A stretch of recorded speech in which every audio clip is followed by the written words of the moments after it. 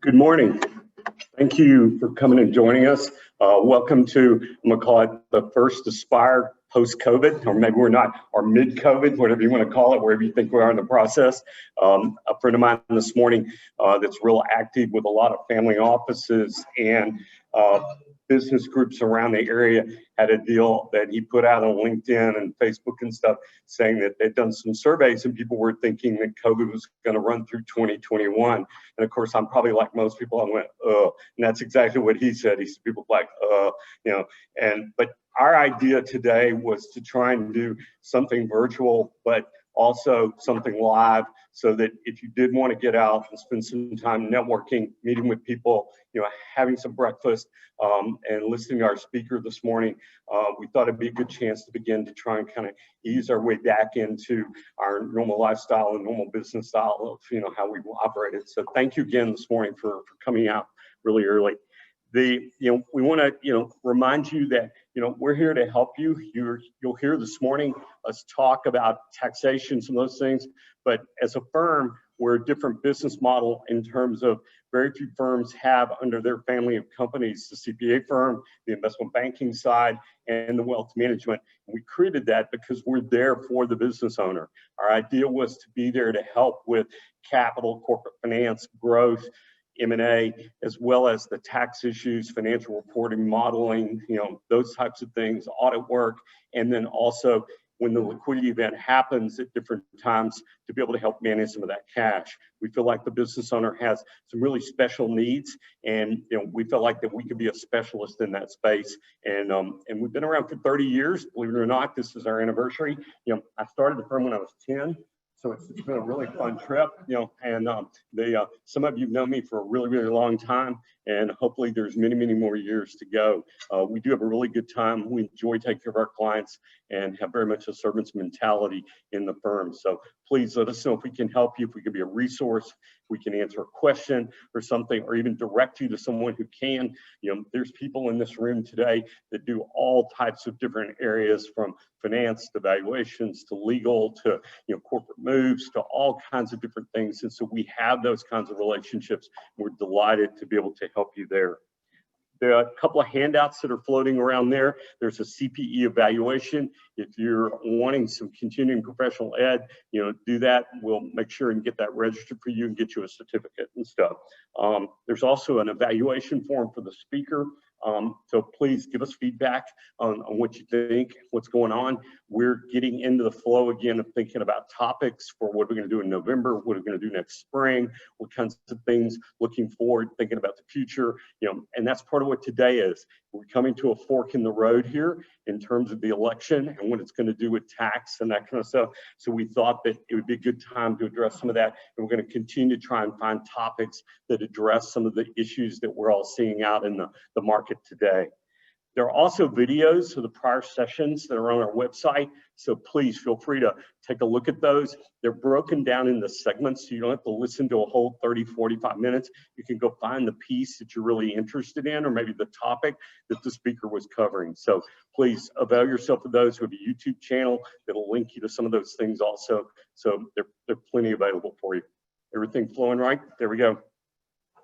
At the end of today also, and during this session, please feel free to raise your hand, ask questions. We'll have a Q&A at the end, but if there's something Mark's talking about, you know, feel free to do that, okay? He fields questions on the fly. You know, he gets peppered around the firm all day long, so he's used to being interrupted. Simon and I never leave him alone. You know, we're constantly pounding on him about some question that we have. So I want to introduce our speaker. Mark Levine has been with us for a number of years now. He's been with us, I think, nearly 5 years. Time flies. It seems like it's just the other day. He is the director of tax in the firm. He has over 15 years of tax experience in both federal, state, local. There isn't anything that Mark can't tell you about tax. I accuse him of sleeping with the code every night, okay? And but he has a great deal of in-depth knowledge. The cool part is you'll never hear him talk about code sections. You'll hear him talk about applications, what it does, what the impact is. So we're delighted to have him. So please welcome Mark this morning. pushed out. There we go. Hello, everyone. As you can imagine, I'm here to talk about tax, which most people don't usually want to talk about, but I think with everything that's going on right now, it seems pretty relevant.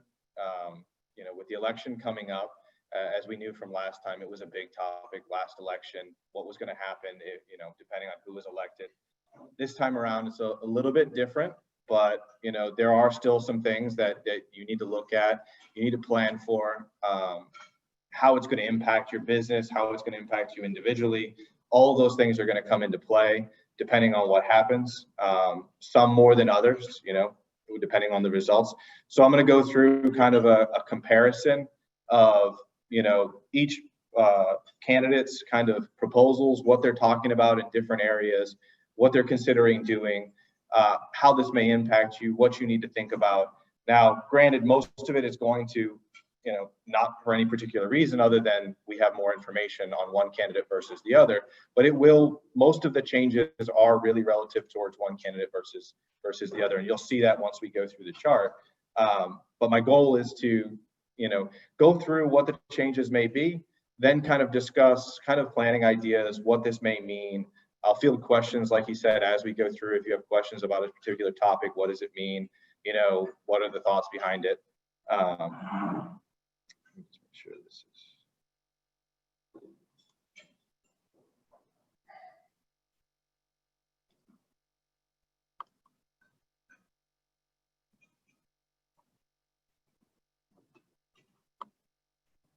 Okay.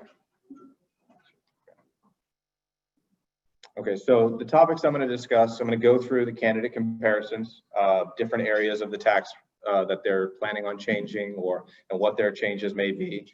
I'm going to go through some impacts of these tax planning strategies along with just the normal tax strategies, tax planning that we go through. One of the things we like to do in our firm is this time of year, we go back through all of our clients, contact them, start to talk with them, what's going on, what things have changed. These are always good things to do at the end of the year. Most people talk about taxes, they think about it as, oh, I got to file my tax return. Well, but that's all historical. It's already happened. If you do get in front of it, plan for it, think about what's happened, you can actually, at this point in the year, there's still, 2 months left to do things, to actually make strategies, put things in place that can hopefully help reduce your tax liability, because that's what everybody wants. Nobody wants to pay taxes. It's kind of the way that it goes. I'll have a little bit of discussion on the Families First Coronavirus Response Act and the CARES Act, mainly just kind of talking about what happened, what they put in place, if there's planning ideas or things to think about as you get closer to the end of the year, as well as the Paycheck Protection Program and some retirement and estate tax ideas, things that have happened during the year related to all of these, and then we'll take some questions and answers. But again, if you have questions throughout, don't hesitate to ask. So starting with the comparison of each candidate's platform, we'll start in the business section here. So one of the main things people are looking at is the corporate tax rate. Right now, Donald Trump's side is basically, he's already made his changes in 2017 with the Tax Cuts Act, dropped the rate from 35% down to 21%. So right now, there's no plans in that camp to really do anything with it. So if he stays in office, then really it's kind of status quo when it comes to the business tax rate. However, if Joe Biden were to be elected, his plan right now is to increase that rate to 28%. So he's not going back to the 35% that it was historically, but he is planning on raising that rate to offset probably some of the other changes that he's planning with regard to some of the other taxes. What does this mean? And we'll get into that a little bit later, but it means that if you'll know come hopefully, in a couple of weeks, whether it's him or it's Trump, and if it is him, then you'll have to start planning for that, saying to yourself, okay, what does this mean for my business? Knowing the tax rate's going to increase, what does this mean for cash flows? All sorts of things like that. What does it mean for my net operating losses? Do I want to take income in the current year at the lower rate versus the higher rate going forward? So it does change your planning strategies when the rates do change like that. One of the other things that he has discussed with regard to the corporate tax is putting back an alternative minimum tax. And this would be subject to any company that has over $100 million of book income. And so these are all things that you would need to consider. So this kind of comes into play when people talk about, oh, how do you get your tax rate down? Well, a lot of that is depreciation, right? It's accelerating that, taking the 100% bonus depreciation, doing your cost seg studies to get the depreciation as high as possible. Well, if you have a $100 million company, well, you can't use accelerated depreciation. So those strategies, you'll still end up in potential tax liability. So these are all things that you would need to look at when you're thinking about changes in the tax rates. When it comes to business tax cuts, one of the things that Trump wants to do is make a lot of the deductions that we currently have in place, such as the bonus depreciation and other things, permanent, that were put in place. Because right now, they're all set to sunset. And so he wants to go in and make a lot of those permanent so that people won't have to worry about whether they're going to go away and think about it in future years to see if it'll change. And on Biden's side, I don't think there's any discussions on making any of those types of rules permanent, but he has other incentives, tax credits that he wants to establish to help certain industries. We're not going to get too far into those because they're very specific when it comes to certain things, and they're harder to plan around. But what we try and do is, depending on what happens, we will look further into them. So if it comes down to it in these things, areas or you want to look further into, we're more than willing to help with those areas. Business tax increases. So one of the other discussions, one of the things that was put in the Tax Cuts and Jobs Act was the flow-through deduction, the 199A, which helped a lot of small businesses. It was the 20% deduction on income that flowed through from your S corps and your partnerships. One of the things that Biden's discussing doing is putting in a phase out for that deduction. Currently, if you're a specialized service business, that phase out is already in place. So based on what we've been reading, the expectation would be that would be the same thing put on the normal trader business. So that means is that deduction really, once you hit $400,000 of taxable income, it starts to go away, or it goes away completely, and it won't apply to you anymore. And that's pretty big, because that was one of the large things that a lot of small businesses took advantage of from the recent tax cuts that happened in 2017. It was a large deduction that a lot of our clients look into that, especially if you're a business owner that has your business and was getting the benefit of that. So it's definitely something that we'll be looking at closely if that comes into play. Another big topic that's been discussed when you through all the debates and everything like that is the payroll taxes. Right now, it's been a discussion because Trump wants to have a payroll tax cut due to COVID and everything like that. He's been trying to get it pushed through. However, Congress has not really been supportive of that, neither side, and so it hasn't happened. But he did implement a memorandum that currently defers. So right now, the employee portion of your payroll taxes are currently being deferred if the company has gone along with it and actually gone through. It's created some hiccups with regard to how you go about doing it and the compliance aspect of it. So there were a lot of companies that decided they weren't going to do it. They were just going to continue as is, because eventually you'll have to pay it back as it currently stands. And I'll get into that discussion a little bit later. But the big thing that's been discussed is what Joe Biden has planned is an increase actually on the payroll tax, not necessarily an increase, but if you make $400,000 or more, they're going to restart the Social Security tax. So right now, everybody that has a salary, once you hit about $130,000, you no longer pay Social Security tax. So that's the 12.4% tax, split 50-50 between the employer and the employee. Well, now what's going to happen if he is to be elected, they're going to restart it once you make a certain amount. And he's saying upwards of $400,000. This actually, when you look at it, will increase a lot of people's effective tax rates, that are in that high tax bracket threshold. And so these are things that you need to start to consider if you're looking at it. And again, it's all just really understanding what's going on so that we can plan for it. If you don't know what's out there, then you can't really plan and do things.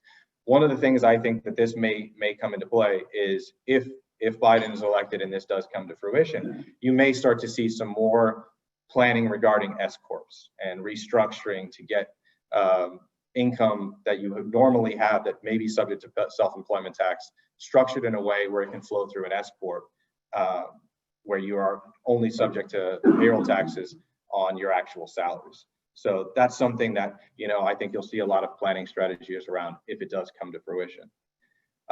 We also have in here energy and climate.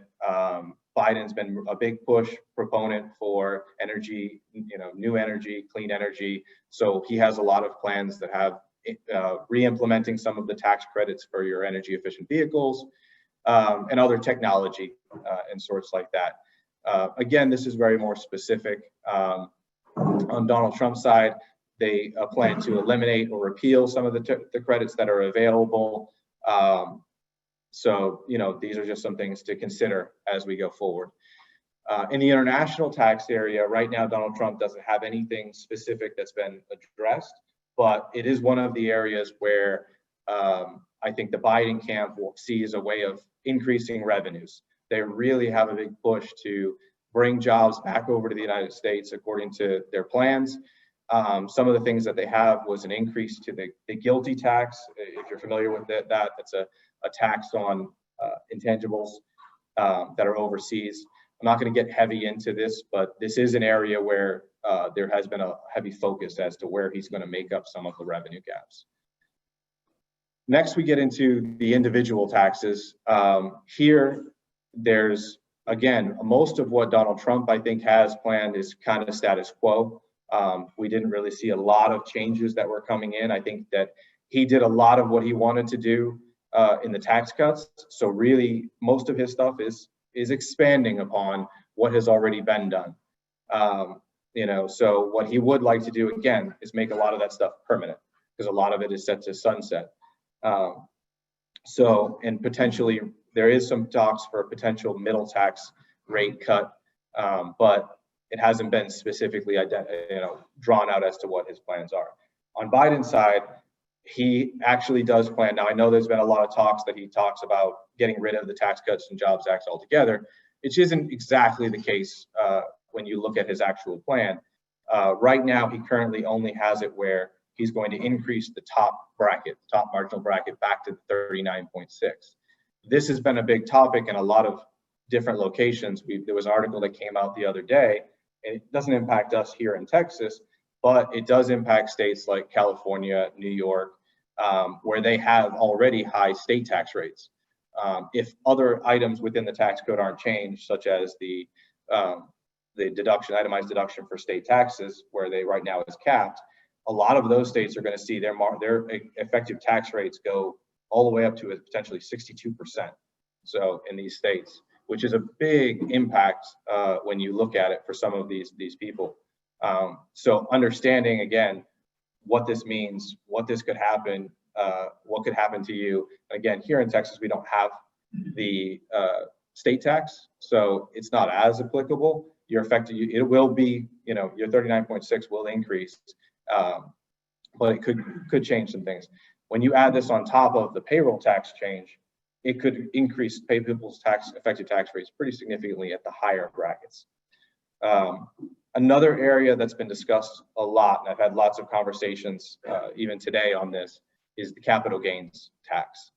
Right now, the discussions have been, one of the things that the Donald Trump camp would like is to bring that tax rate down back and basically put it at 15% rather than the 20% that currently has it at the highest amount. Whether that would get support or not, I haven't really seen much in that area. Now, on Joe Biden's camp, what they're talking about, and I've had some conversations, it's a little bit unclear as exactly how it works, and we're making sure that we're looking into exactly what the final plan would be. But as of right now, is basically anybody that makes over $1 million, it's expected that that 20% benefit would go away, and you'd be taxed at the highest bracket, which in his case would be the 39.6.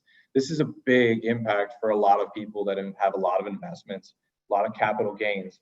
And these are things that we would need to look at going forward and plan. What does this mean for my tax liability? Do you have a lot of capital gains? One of the areas that I've been talking about with regard to this too is we have a lot of clients that we've talked about in opportunity zones. Opportunity zones was you deferred your capital gains to a future time. Well, if this comes into play, when that capital gain becomes due, when it would have been taxed at 20% in the original year that that capital gain was deferred, it has a potential now to be taxed at 39.6, almost 40%. That's almost double the tax that you would have paid had you actually picked up the gain originally. So if this does come into play, I expect in the opportunity zone area, there may be some opportunities for planning. What can we do with regard to this? What does it mean? You know, how does it change the overall impact of some of those investments? You know, so this is a big topic. I think a lot of people have been focusing on it. How much support it will garnish, it will be interesting to see if it comes to play. The other area is itemized deductions. In the Tax Cuts and Jobs Act, they repealed the limitations on itemized deductions. So now, no matter what your AGI is, as long as you're in itemized deductions, you can take those deductions. Trump would like to make those, again, permanent. You'll see it's a continuing factor, is that he wants to make everything that was put into place permanent, fixed it so that it has to go through the whole process to get changed. Whereas Biden's camp, the only thing that we've really seen with regard to itemized deductions would be to put that limitation back into play. So if you make a large amount of adjusted gross income, those itemized deductions that you would otherwise be able to take may get limited. And again, going back to the other conversation with regard to, you know, the increase in the income tax rate on the highest bracket and discussions that had happened during the Tax Cuts and Jobs Act, one of the big pushes was related to the state tax deduction. So the question would be is, if he goes through this process, would that also be something that he changes? I would think, based on, you know, where the support was for that, that would also be something to keep an eye on, because it would help offset some of these state tax issues that some people may have.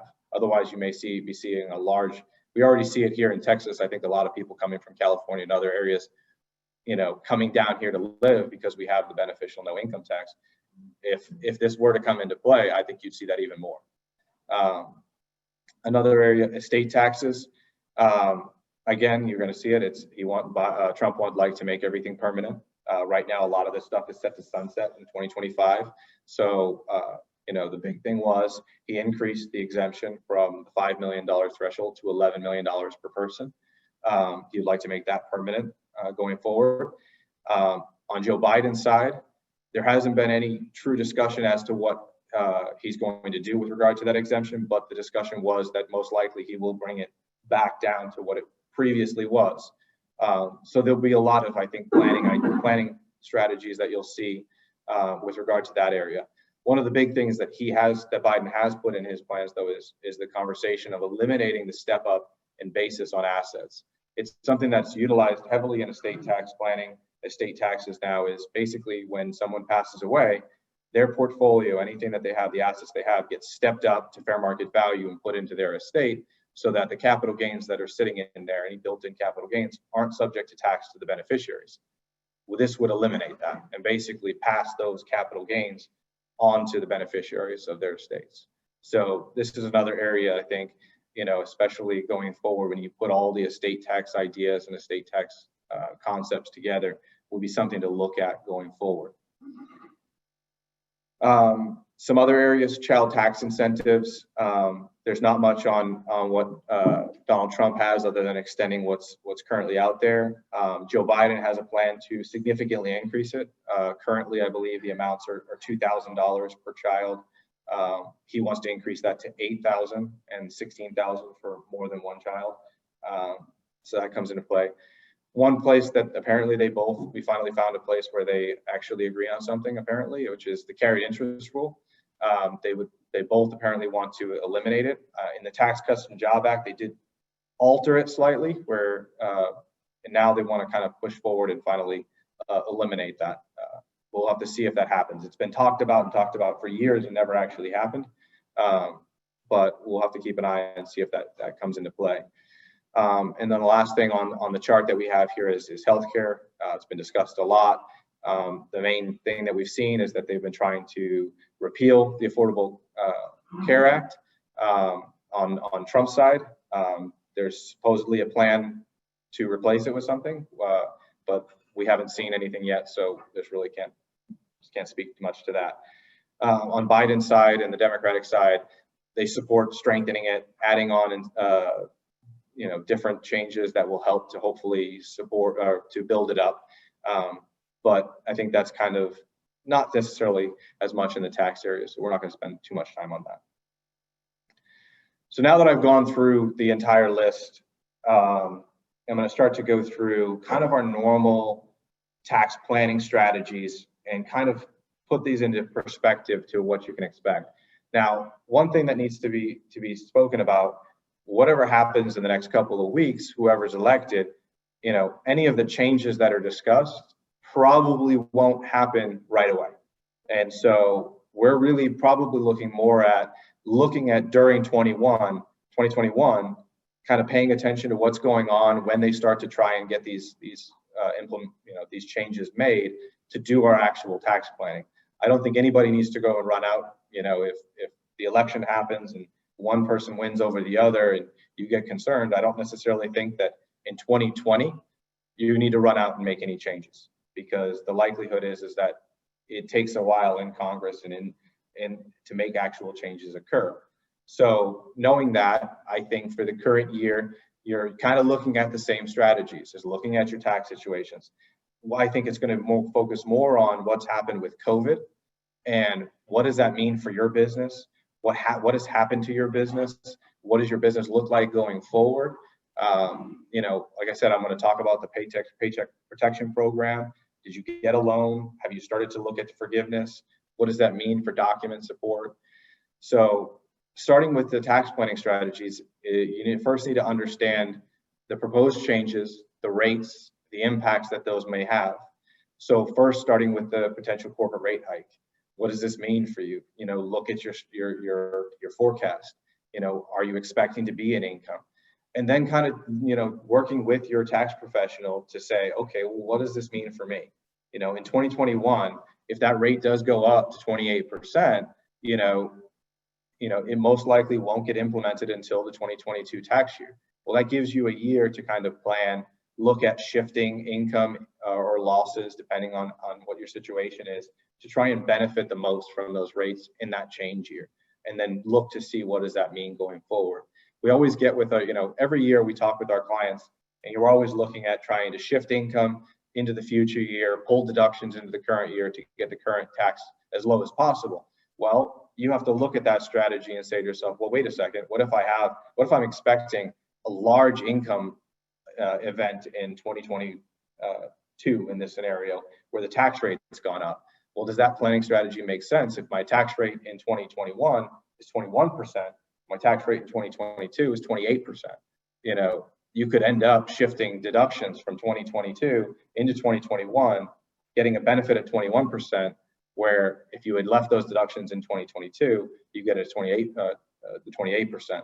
So there's planning strategies when it comes to that, and discussing and working with your tax provider to determine what is the best options for you. What do you want to do?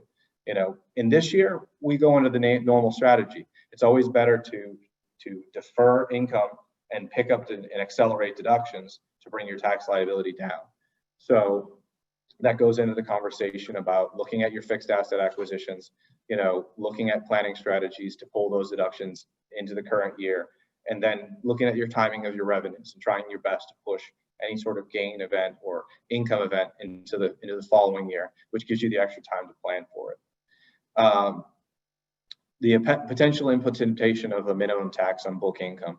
This again goes into the strategies. A lot of times we're talking about with our clients, let's accelerate. Are you going to have these large capital expenditures in the beginning of the next year? Well, let's speed those up. Let's buy those in the current year to get those deductions, where the current bonus depreciation deduction is 100%. You can pretty much deduct most of the assets you buy right away. Well, if the minimum tax comes into play, well, now we're looking at book income. And so those accelerated deductions don't apply, because when you look at your book income calculation on your financial statements, it's typically straight line. And so you'll have to look and see, what does this mean for me? Where is my book income? Where is my tax income? What is my actual tax expense going to be based on these new rule changes? And again, getting with your advisor in right around this time of the year, November, December time, going through your financial statements, looking at where you're at, looking at where you're going, looking at your forecast for the next year is always a really good idea to understand exactly what the situation is going to be, and kind of plan for it. And it gives you time. If you wait till middle of December to start looking at your numbers, well, there's not much time there to do anything and to plan for it. So we always like to get in front of it and see where we're at, what can we do.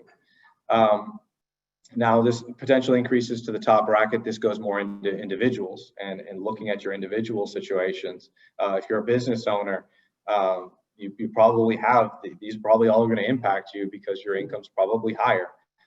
What does it mean for the flow-through deduction? Have you been utilizing that?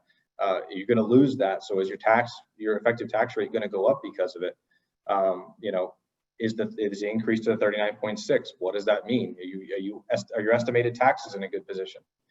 Going into 2021, if these changes do come into play and the tax rates do change, well, you're probably not going to be covered if in 2022 you owe more taxes. So you always kind of have to be looking out for those types of things. And then going into the potential capital gains changes, looking at what your situation is, looking at what you're generating. Is it going to impact you? Going through all of this data makes sense to look at it. Don't wait till your tax returns come due. Send your stuff to your CPA, and your CPA tells you that, well, you got a large liability that you weren't expecting because some of these changes came into play. Again, we could talk about we already talked about kind of the accelerating the income and deductions. That's just your normal strategy. It's looking at it as how can we get the tax liability as low as possible? What is your situation looking like? Impacts of the fixed asset purchases. On the individual side, we always talk about harvesting, tax loss harvesting, selling long-term capital. When you have long-term capital gains, do you have long-term capital losses or capital losses that you can use to offset those gains? That's going to be even more important, especially going forward if those capital gains rates change. Because now you're looking at ordinary income rates if you have significant income.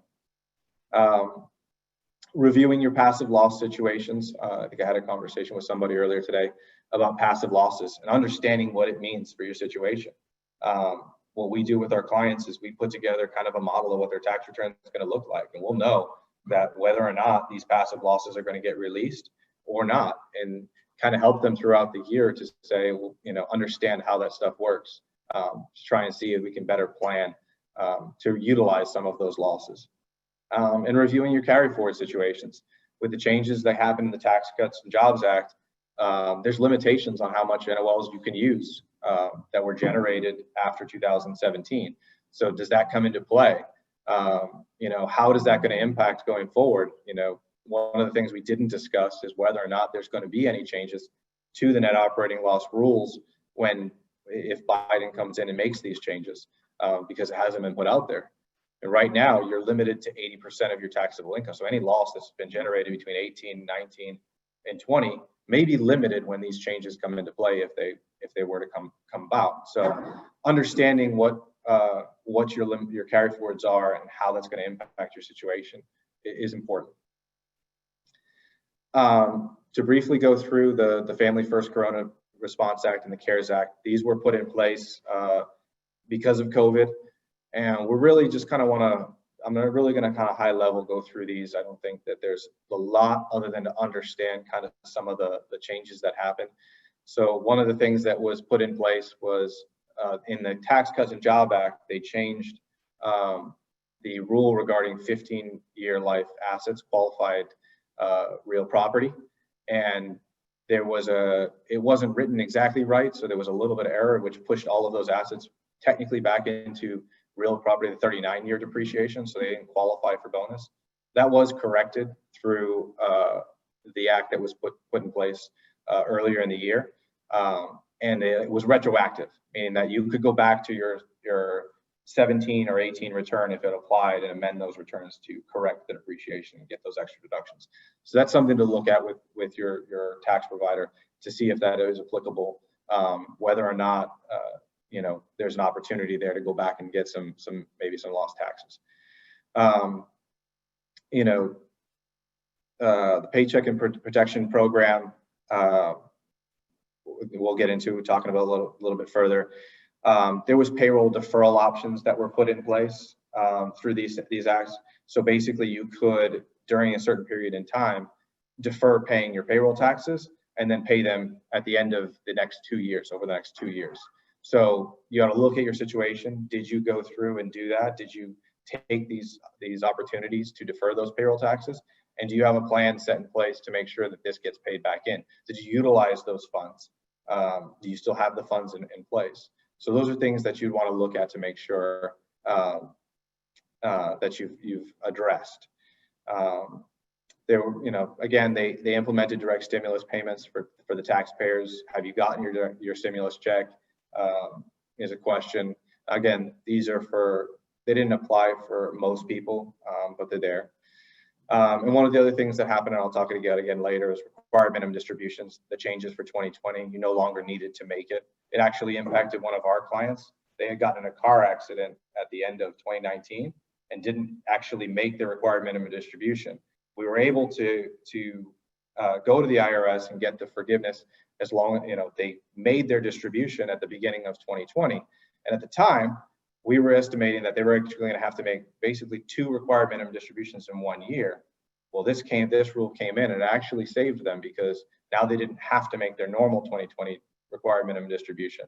So they ended up only with having to make 1. So in certain circumstances, this would be something to look at is, do you really need to make that required minimum distribution? You can keep your income low.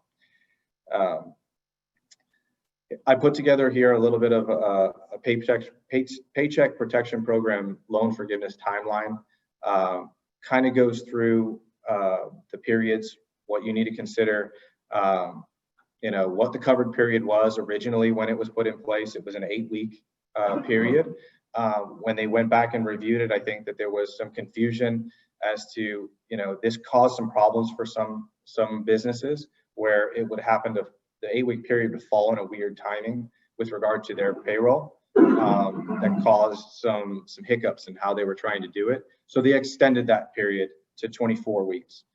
So you had a lot more time to utilize the funds that you were getting for purposes of the forgiveness. And so with regard to this, we kind of just want to make sure that we understand, what the timeline is, what you need to do. Did you take a paycheck loan out? Are you planning on requesting forgiveness, and what the timing is for all that? And what does it mean with regard to SBA? Kind of going through, the lender has to make a decision if you qualify for the forgiveness. If they don't prove it, you have time to go through the SBA and appeal that and everything like that. So it's time now to start if you haven't already started planning. We've already talked to a lot of our clients about filling out the application, documentation that you'll need to provide, and everything like that. Some of the current issues with regard to this that we've been talking about, a lot of clients have asked us.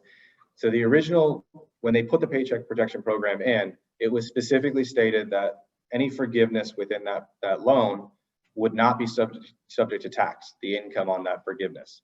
So the intent was they were trying to give you this money and to help stimulate your business with the intent that they were not going to have you have extra income. Well, the IRS came in and said, well, that's fine. The income's not going to be subject to tax. But since the income's not subject to tax, all of the expenses associated with that income is not deductible, which basically is the same thing as saying that the income is taxed. Basically, there were quite a few senators, I think Cornyn, Cruz, Rubio, that were like, this was not the intent of what the Paycheck Protection Program was supposed to be. They actually came in and said that the purpose was, we stated that it was not supposed to be taxable because we wanted it so that these people would have the benefits. And now, if this is the case, if the IRS comes in and says that the expenses are not deductible, you're basically, the language that the income is not taxable kind of defeats the purpose. So they have been trying to get a bill through that would add on to it, that would make the expenses deductible, but it hasn't been put through yet. So currently, the way the law is stated, all expenses related to the forgiveness of income would not be deductible. Now, this creates some complications because, well, with the changes in the period, you could be getting a forgiveness income in 2021 related to expenses that were incurred in 2020. And so you don't know what the situation is. What I would say with this is get with your provider, get with your CPA to go through that information, understand what this means and what the impact of this could be on your loan forgiveness. You know, I think originally when this was first coming out, people were planning that they were going to get this income, be able to utilize it against their losses and not have a tax implication to it. And that may not necessarily be the case if they can't get this through. And right now, early on, it had a lot of momentum that they were going to get this fixed. And right now, I haven't seen any sort of changes to that. It's kind of seemed to kind of fall into the wayside with everything else that's going on. But we are keeping a close eye on it to make sure that we follow up and understand. But it is very important that you understand if you do have a Paycheck Protection loan and you are expecting to get forgiveness, that there may be a tax implication with regard to all of the deductions that those funds were used to offset. So it's important to keep that in mind.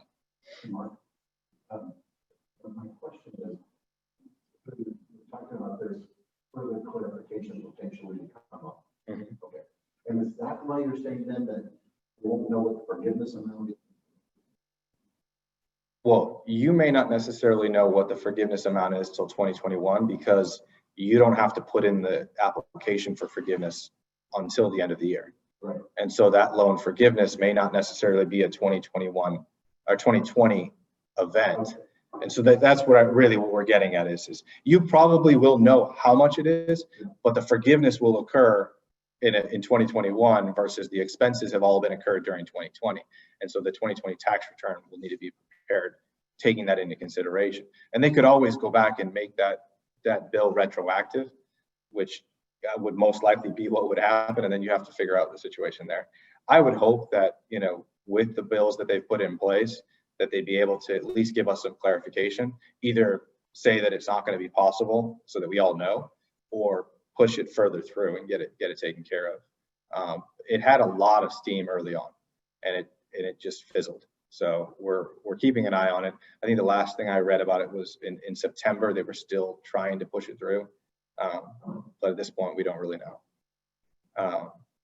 But yeah, and that's just the key is some of these people where you may have gotten a loan in a later tranche may not have the forgiveness until later on. That's really what we're trying to get at. But the expenses all are being incurred right now. And again, planning points, I would say probably consider filing an extension if you have it, if it hasn't been clarified, just for that reason is so that you don't file a tax return and have to go back and amend it if they do come back and put something in place. Look at what this means for your ES payments. Since that's extra income that you don't normally get, your tax liability may be higher than it otherwise would be. So you want to really review your ES payments so you're not necessarily overpaying on that. We talked about the non-deductible expense allocation. This could have impacts on the interest expense limitation if you have one, so you want to review all of the different things that this could impact for you. Bank covenants, the record keeping is one of the key things. That's what we get a lot of questions about is what do they really want? What information do they want? And it's basically, they're not really super specific as what it is. Basically, they want all the documentation that shows that these funds were utilized in the proper manner for what the law was entitled to, and you have all that documentation and support, and you keep it for your records. So the more documentation you have, the better. But again, consult with your bank that you're dealing with or your advisor that you have to make sure that you have the proper documentation when you go to do these loan forgiveness applications. So next thing I want to talk about a little bit is the memorandum on deferring payroll tax obligations. This was the executive order that President Trump signed dealing with the deferral, a different deferral of payroll taxes. This specifically related to the employee portion of the Social Security tax. You probably heard a lot about it. It was a little bit confusing as to what it meant. He issued guidance telling the IRS or the Treasury to issue guidance as to what it meant, how it was going to impact people. What this allowed people to do was, if you were a biweekly employee that made less than $4,000 biweekly, which is roughly $104,000 annually, you could defer, basically not pay in your portion of the employee Social Security tax, which is about the 6.2%, from September 1st through December 31st. Again, there was a lot of uncertainty around this, so there were a lot of companies that decided not to do this because of the compliance issues that came into it, and a variety of different issues that arise with this, because right now it's a deferral. It is not a permanent reduction in payroll taxes, which means that right now the way the law currently states is, come January 1st, that money needs to be paid in. It is required to be paid in over a certain period of time. What does this mean then?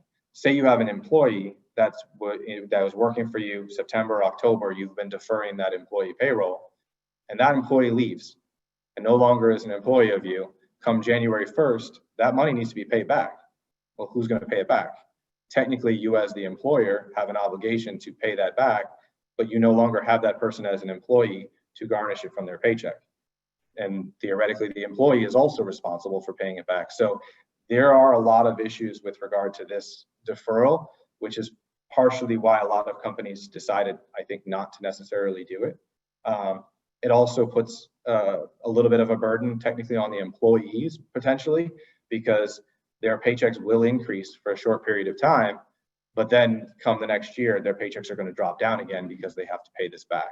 So looking at whether or not you did participate in this deferral program and planning for it, whether or not it becomes, Trump does want to make it permanent. However, Congress, both sides of the aisle in Congress really was opposed to a payroll tax cut. So I don't necessarily know if this is going to be one of the areas where they support it and actually make it permanent. So if you have participated in this deferral program, you need to start planning now to understand potentially what does this mean come the beginning of the year, and plan for it. Make sure that you have communication with your employees so they understand what it means as well. Retirement and estate tax. We talked a little bit about it when I was going through the charts. The biggest thing potential is the potential reduction in the estate tax exemption. Currently, like we talked about, it's almost it's a little over $11.5 million per person. This is significant compared to what it's been in the past. Prior to the Tax Cuts and Jobs Act, it was sitting at $5 million and was set to revert back to the rates of $2 million. Based on what we're seeing, the expectation would be it probably would revert back to the $5 million if Biden were to be elected. So, what does this mean for your situation? What does this mean for potential client situations? Should they start to think about putting some of this, starting to utilize some of the exemption at the higher rate before it reverts back so that they can utilize some of it? I think there'll definitely be some planning strategies if Biden were to be elected and this becomes a topic that's there. So something definitely to consider. Potential reduction to the gift tax exemption. There's been discussions of decoupling it from the estate exclusion. So again, if you do a lot of gifting, understanding what this means, understanding what the numbers could change to. Potential repeal of the annual exclusion on gifting. So currently, the law allows you to give $15,000 per person to people. And then if you're married filing jointly, you can double that. It's $30,000, and you can break it up by family members. So there's a lot of planning that you can do around that, and there is potential for that to get repealed as well. So that's something to make sure that you keep an eye on going forward.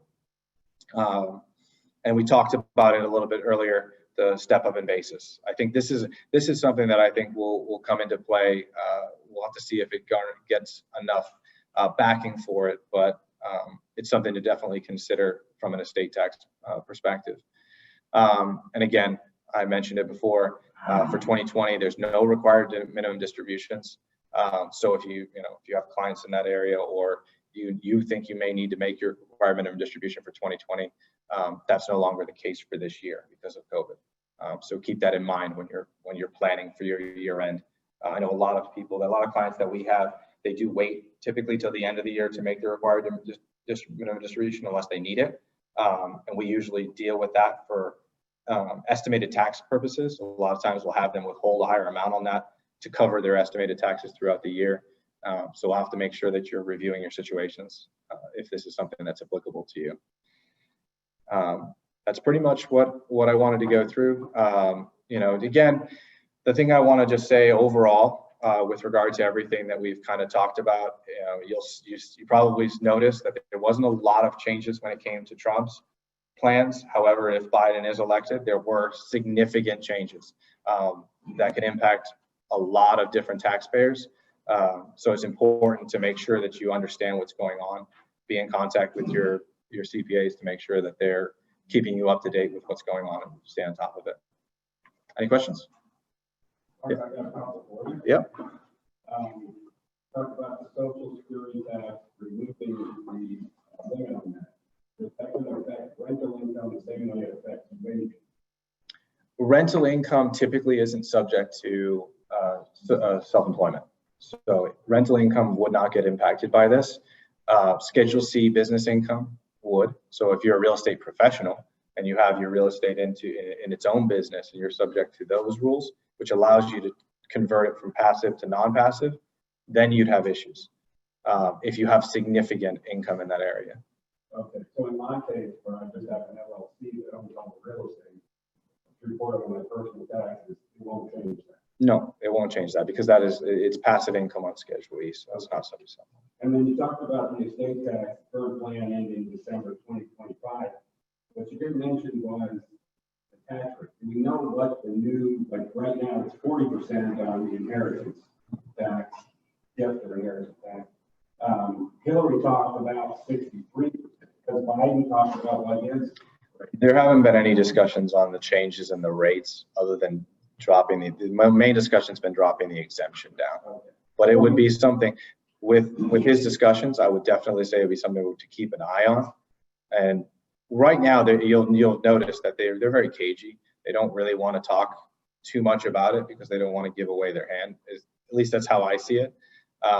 So you'll see that their comments were that they're getting rid of the Tax Cuts and Jobs Act, which, as you can see, isn't really the case.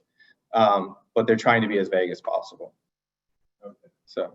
All right, and then on the tax deductions, so when I buy equipment, I use, I think it's called Section 179 to depreciate it all in 1 year. 179 or the bonus now, which is 100%. Yeah. Okay.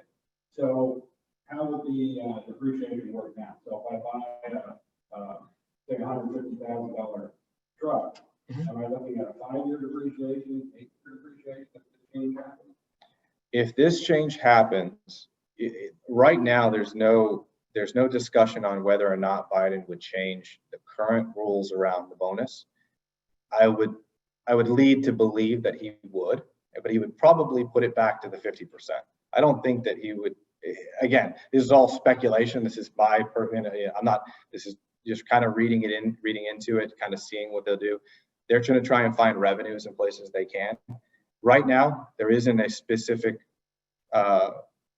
guidance as to what they're doing.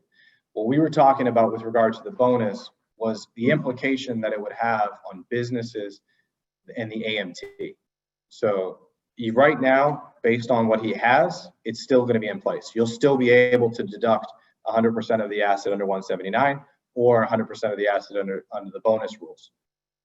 The issue that you have in a business concept is those rules don't apply in accounting for a business depreciation. So regardless of what you do for tax, your book income, if it's over $100 million, again, it's a large number, those depreciation rules, you have to look at them differently. Whereas smaller businesses that are under that threshold, the rules should pretty much stay the same when it comes to that. Okay. And one more, the PPP loan forgiveness. I didn't realize we had to get the application in by the end of the year. So on Ronna's taxes, she got a small, I need to send you her information on the loan, so we can get that application in before. Yeah, we can discuss that after. We just finished up last week, the October 15th deadline. We're going to be reaching out to everybody to go through everything that's going on to make sure that everything's taken care of. So we'll talk about that often. And lastly, I just want to make a comment about Mark. Since we talked a lot about the estate tax, I wanted to talk about my experience with Mark. So Mark took over my taxes, which vary business taxes, estate taxes, personal taxes, and everything. I had a family estate trust subject to a considerable amount of inheritance tax. It's really pretty simple. You take the total amount of your estate, you deduct your exemption, and you got a 40% tax on what's left, and my math is good enough to figure that.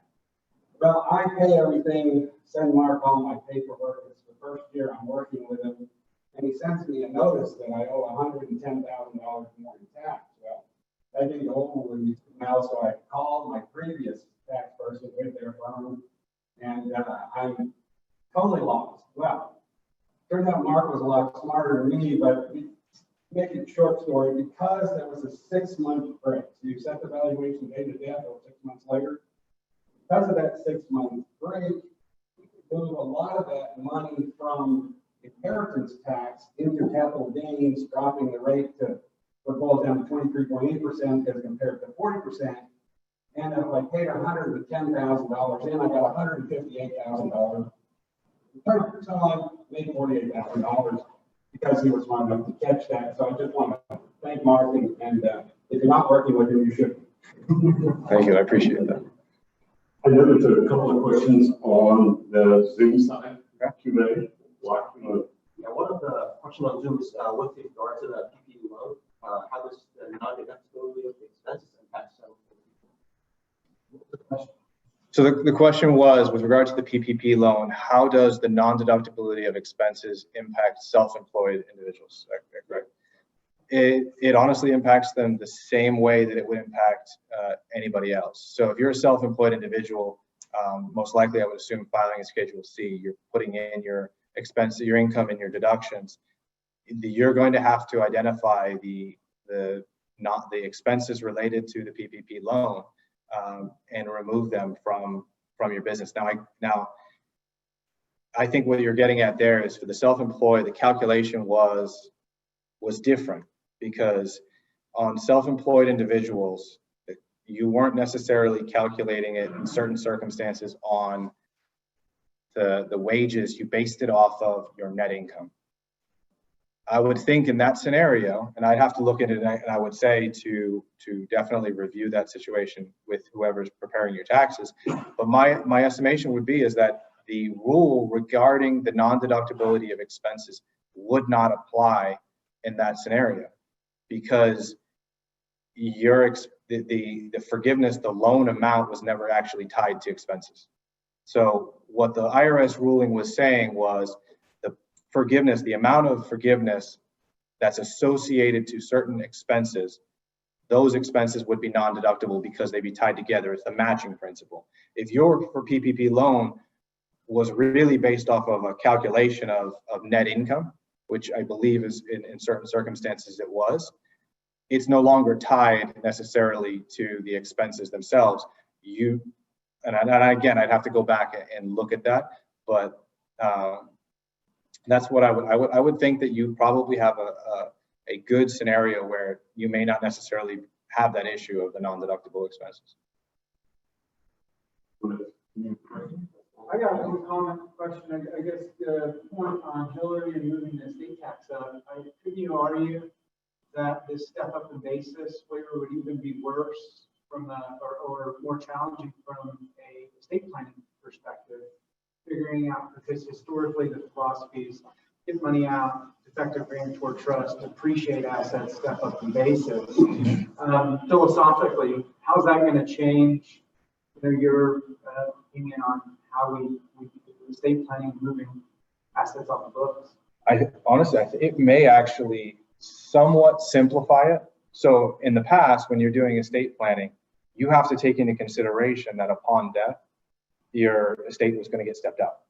So when you're planning as to whether or not to use these exemptions, you have to potentially do valuations and things like that.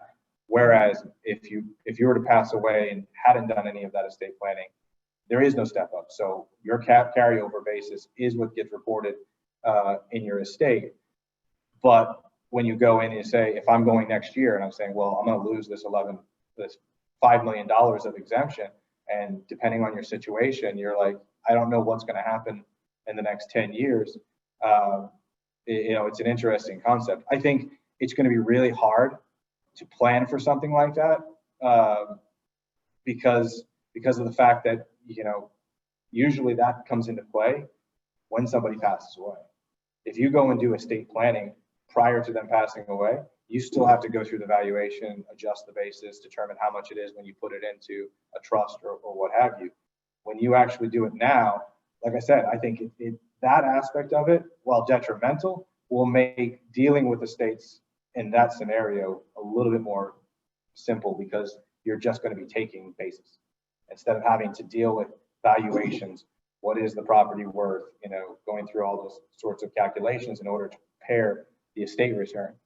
I think that what it's going to do, though, is I think it just puts an unnecessary burden on the beneficiaries that inherit something that now has potential tax liabilities that wasn't there before.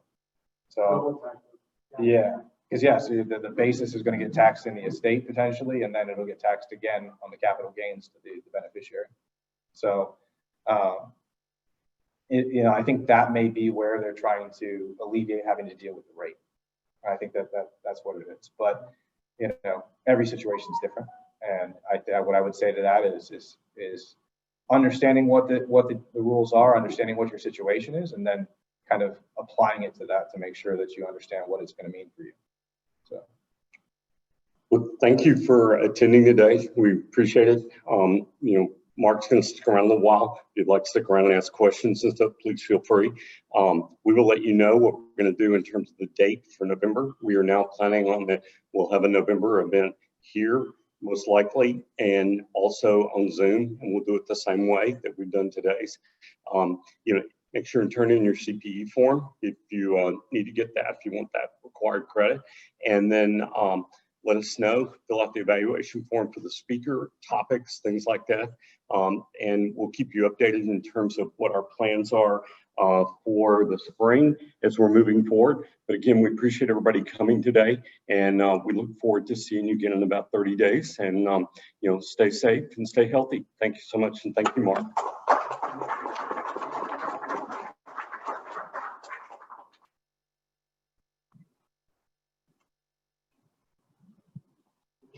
Thank you. No, it